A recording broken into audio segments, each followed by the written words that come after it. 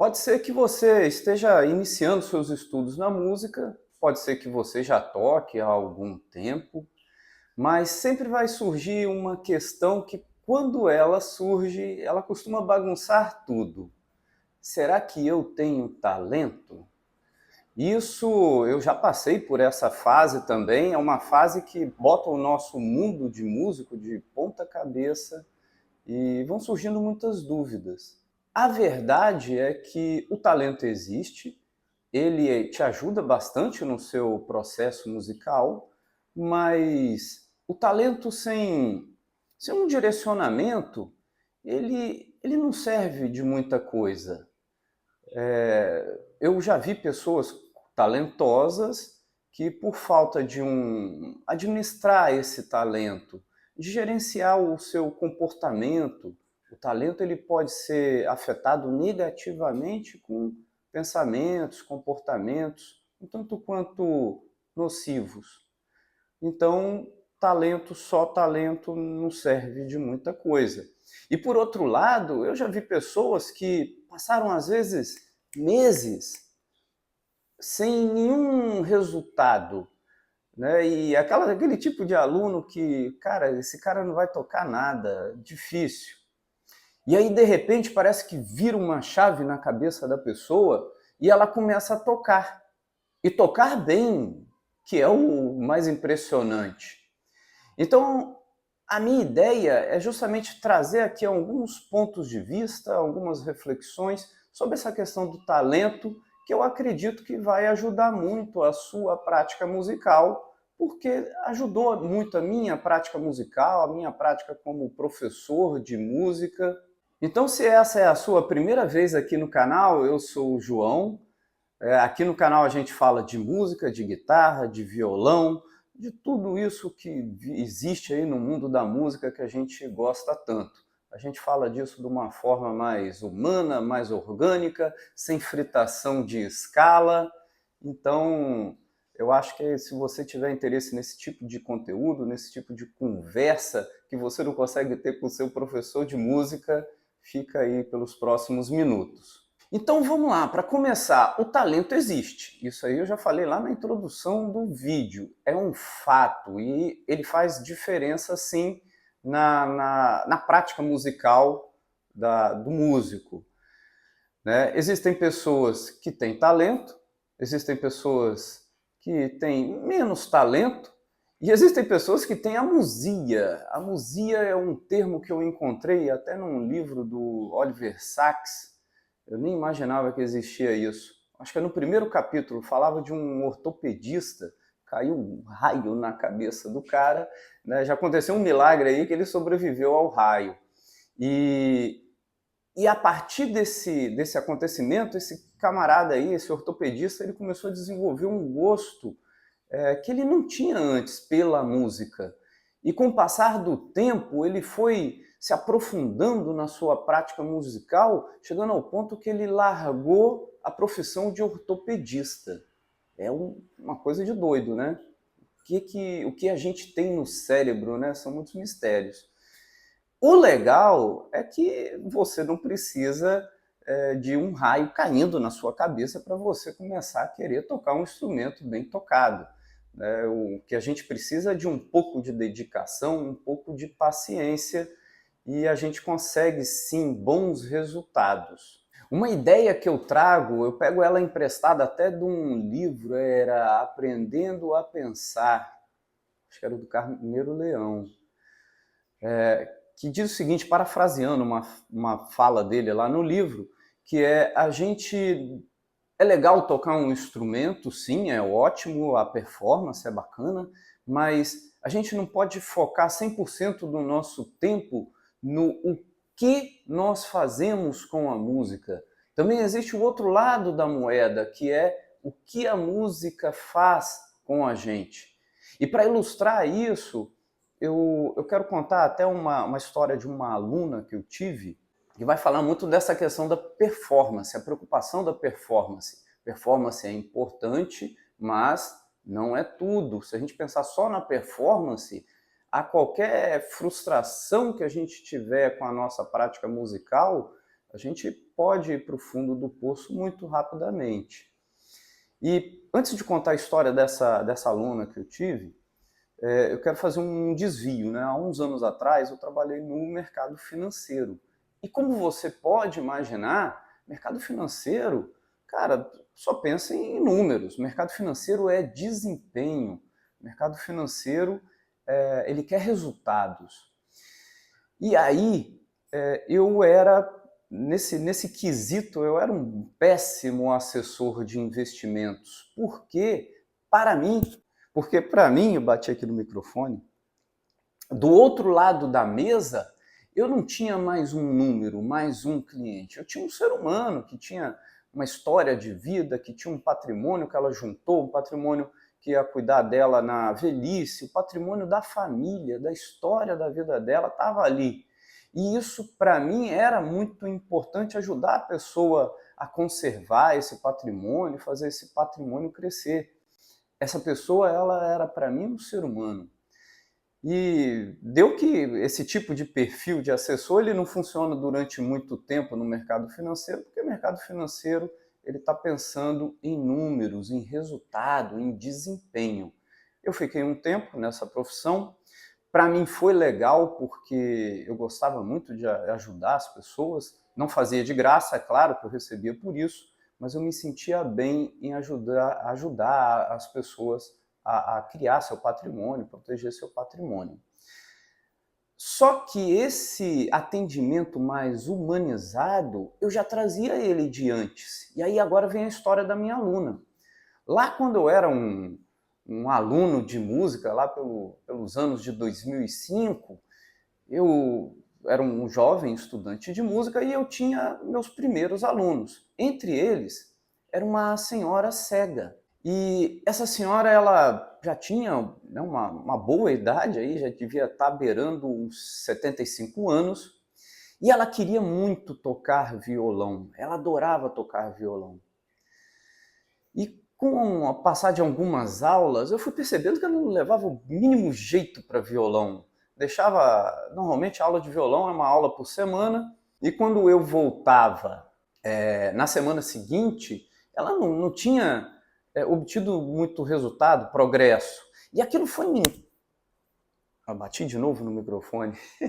E aquilo foi me incomodando. Eu comecei a me sentir mal porque ela pagava a mensalidade e não tinha resultado com isso. E eu comecei a me sentir como se eu estivesse enganando ela. Tanto que eu pensei, cara, eu vou falar com ela que não dá para continuar as aulas. Essas aulas elas não vão à frente. Eu pensei isso muito, porque ela gostava muito das aulas. Eram aulas que normalmente era para ser 1 hora de aula, ia fácil, 1 hora e meia, 2 horas de aula, porque ela conversava muito. E aí, no dia que eu decidi, não, hoje eu vou falar com ela, que é o último dia de aula. Eu estava lá sentado, conversando com ela, e aí ela pediu para eu pegar em cima do criado mudo, isso aqui, ó. Isso aqui, ó. Eu não sei se está na posição certinha, mas é um violãozinho. Eu não sei o nome desse adereço. Ele tinha aqui atrás uma presilhazinha, talvez para pendurar na parede. E aqui tem um violãozinho. E ela me contou que ela gostava muito do violão, porque o violão... Deixa eu botar aqui na mesinha. O violão, ele fez parte da vida dela. A infância, a juventude. Parece que o pai dela tocava o violão.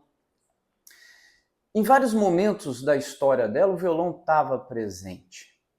E aí eu comecei a entender que eu estava focando no lado errado da moeda.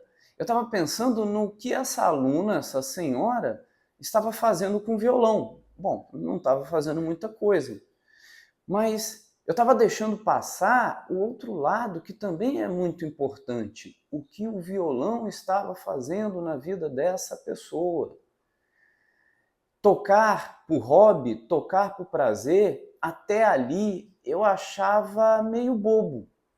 Eu era aluno de conservatório, então a gente pensa em performance, a gente pensa na nota exata, na velocidade, porque a gente pensa lá na apresentação, no recital.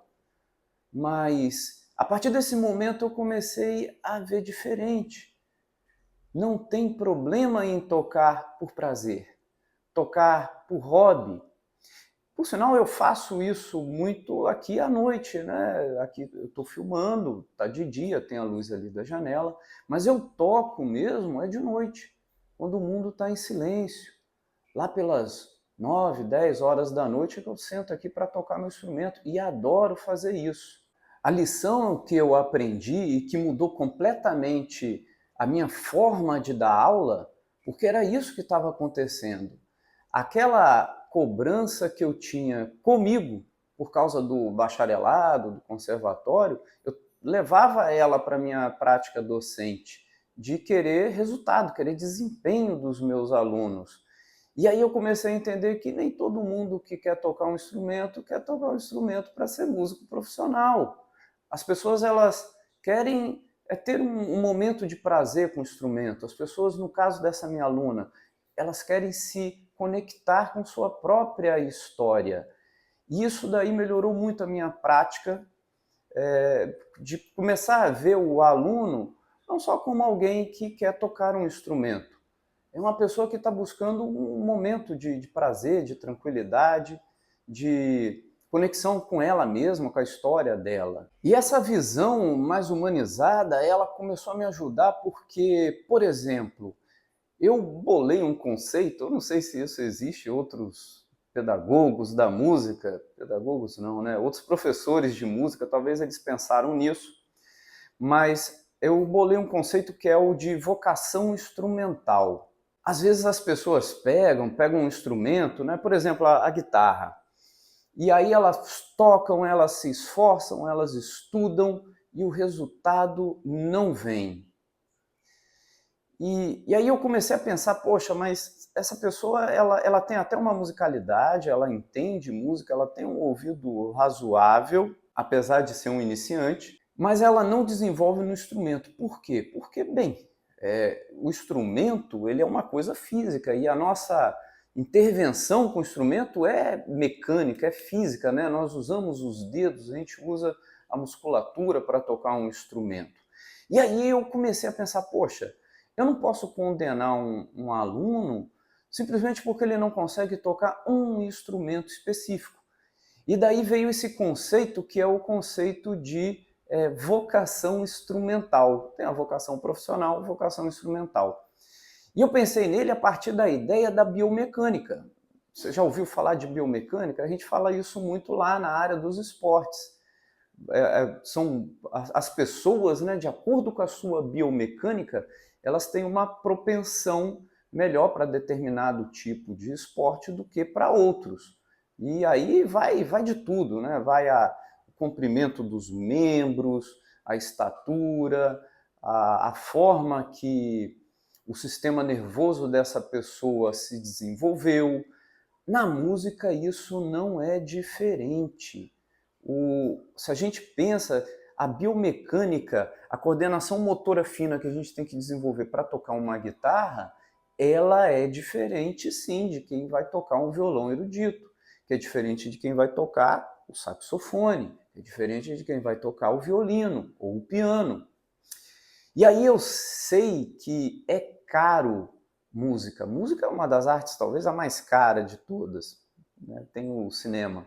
Mas, se for possível, procurar experimentar outros instrumentos, porque muitas vezes o que as pessoas fazem? Elas tocam, escolhem um instrumento, que normalmente é o instrumento favorito delas, e aí as coisas não vão muito bem, ela se diz não ter talento para a música, e aí termina abandonando o instrumento, abandonando a música. Vamos entender que acima de todos os instrumentos nós temos a música. E por isso mesmo, se o mais importante é nos relacionar, colocarmos música, a prática musical na nossa vida, a gente pode perfeitamente partir para outros instrumentos. É claro que eu estou falando isso aqui, eu já empreguei isso com alunos meus, mas poxa, a minha paixão é o violão, é a guitarra, né? São esses dois instrumentos de corda, não são nem outros instrumentos de corda. Não poder tocar esses instrumentos para mim seria bastante frustrante. Mas a verdade é essa, né? Se a gente prefere a relação com a música, ela vem em primeiro lugar. No caso de não conseguir se desenvolver em um instrumento, por que não experimentar outros instrumentos? A ideia aqui é de não desista da música sem tentar outros instrumentos. Por exemplo, eu tenho uma história de uma aluninha, os pais botavam bastante pressão para ela tocar, por sinal. Tem esse problema entre os pais aí, que eles querem, porque querem que os filhos toquem um instrumento. E essa aluna, ela ficou um ano comigo, o primeiro ano dela, por sinal, ela foi e tocou flauta doce. Ai, eu detesto flauta doce, principalmente aquelas de plástico. E ela não foi bem na flauta doce. Parece que não, flauta doce precisa de uma coordenação, você tem que coordenar o sopro, você não assopra de qualquer jeito. E aí ela não foi bem com a flauta doce. Passamos para o violão, né? Ela teve vontade de ir para o violão, aonde ela também não teve bons resultados. E aí lá no final do ano eu já estava desistindo, né? Vou falar com os pais, estava combinando com a aluna de interceder por ela com os pais dela, que ela não levava jeito para música. E aí, lá pelas últimas aulas, ela chegou e falou: tio, eu posso tocar um pouco de piano? Eu pensei, ué, pode, por que não? O leite já entornou mesmo, pensei comigo. E aí ela foi para o piano e, sem brincadeira, o resultado que a gente não teve musical, o resultado que a gente não teve em um ano com flauta e violão, a gente teve em uma aula. Coisas que ela... e aquela música que eu tocava na flauta? Vamos tentar aqui no piano. E aí ela conseguia tocar. E aquela música do violão? Vamos tentar. E essas coisas, elas foram se desenvolvendo muito mais rápido do que com os outros instrumentos, né, no tempo anterior, desde o início do ano. Então, antes de pensar que você não tem o talento musical, procure a sua vocação instrumental. Se você é iniciante, eu sei que a gente tem esse gosto, né, por um instrumento mais do que pelos outros, então você pensa pelo menos em ir para instrumentos que são mais parecidos, né? Não vai da flauta para o violão, do violão para o piano. Mas, por exemplo, do violão para a guitarra, da guitarra para o baixo, são instrumentos parecidos, né? Eles possuem uma estrutura muito parecida. Agora, se não for possível testar outros instrumentos, porque é aquilo, música é caro. Qualquer instrumento que a gente for comprar aí está custando R$1.000. A gente pode fazer adaptações dentro do mesmo instrumento. E aí eu vou dar um exemplo que é muito simples para ilustrar isso, que é, por exemplo, o violão. O violão, quando a gente trabalha o violão erudito, a gente dedilha ele, né? Usamos os dedos para tocar esse instrumento dessa forma. Só que existem pessoas que elas possuem uma dificuldade em desenvolver a coordenação fina dos dedos. Então a gente pode usar, no caso, uma paleta no lugar. João, mas aí não é a mesma coisa. Não é a mesma coisa, não é o mesmo resultado.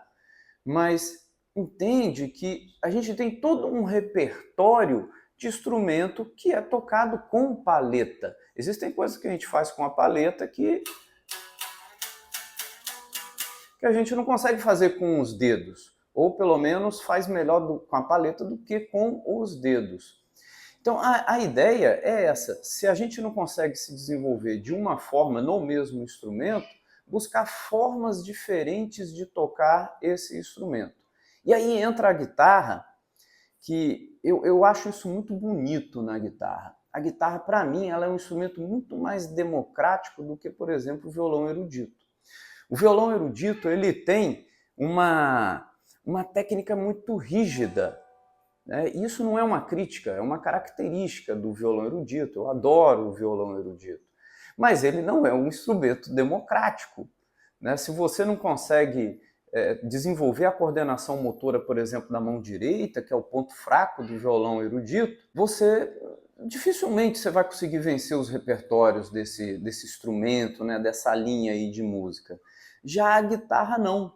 A guitarra ela aceita até o desenvolvimento de uma técnica própria. Então, na guitarra a gente consegue tocar com os dedos, a gente consegue tocar com palheta.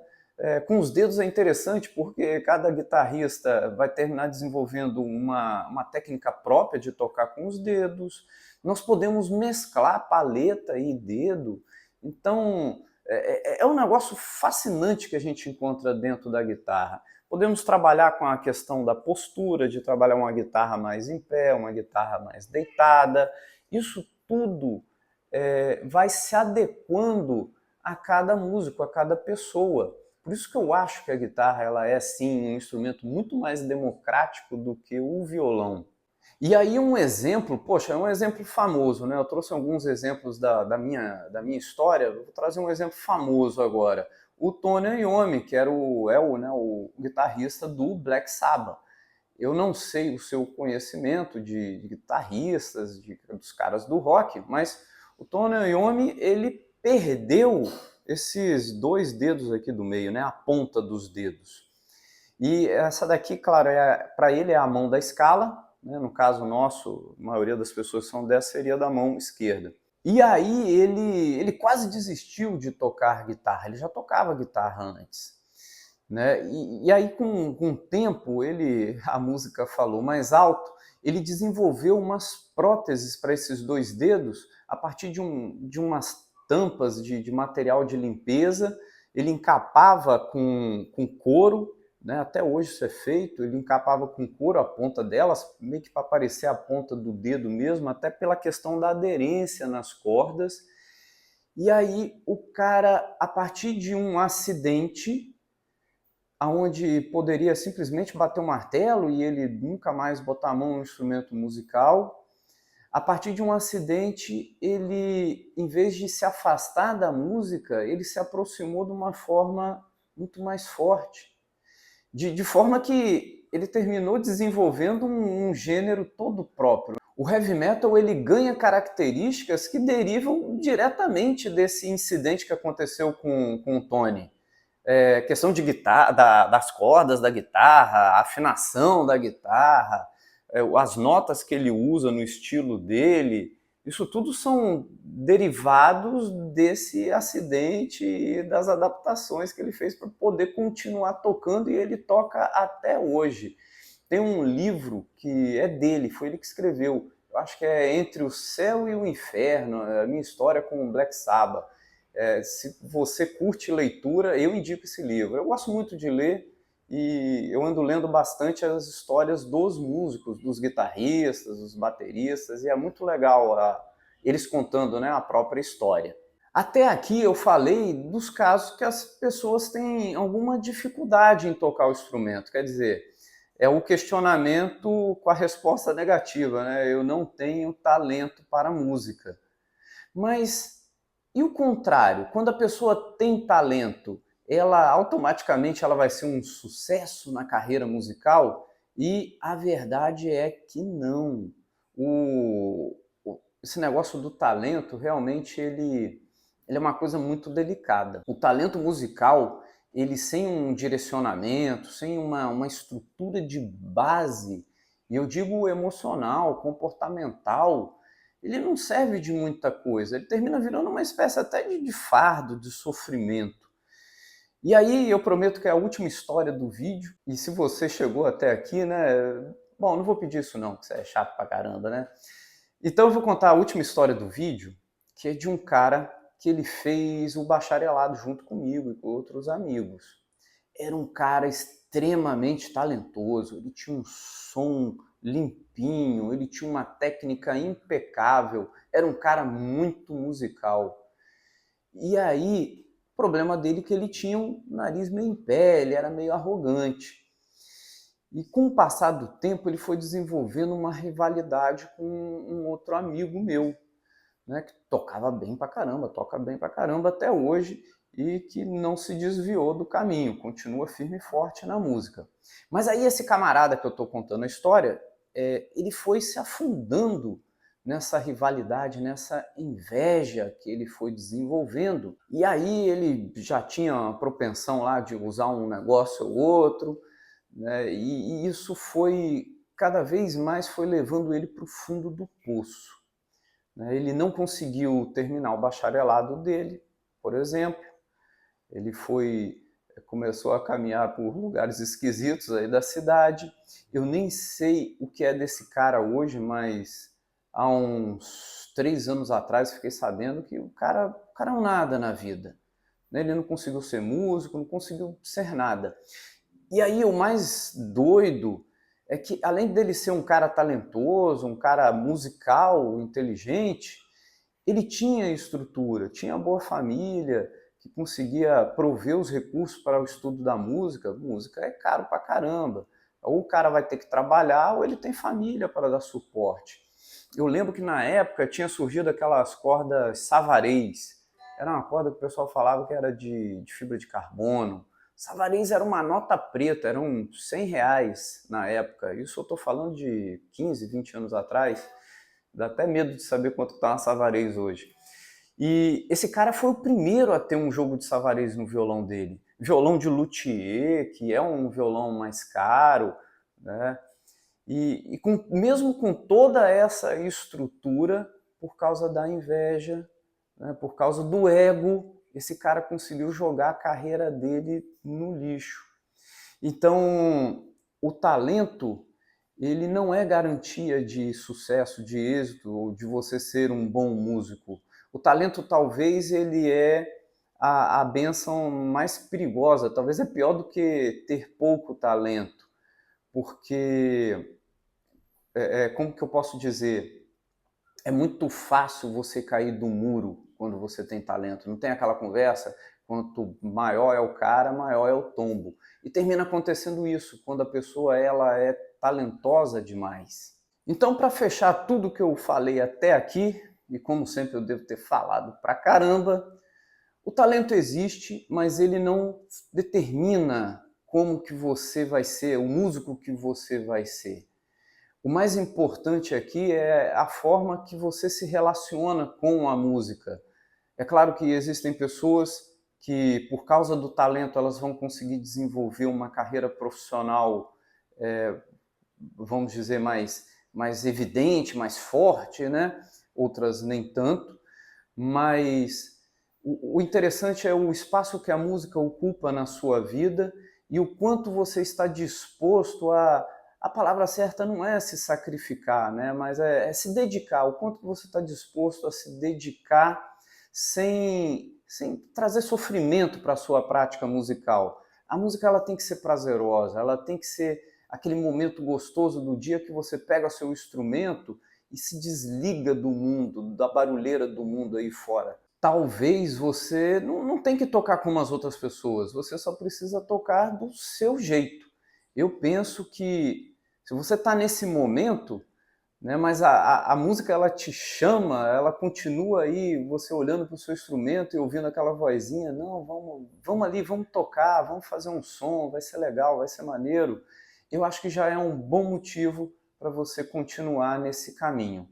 Eu espero que essas falas aqui, o que eu conversei, realmente possa ter te ajudado a respirar melhor, com mais alívio sobre essa temática. Talvez você está tentando fazer aí uma escala, está tentando tocar uma peça e as coisas não estão indo muito bem.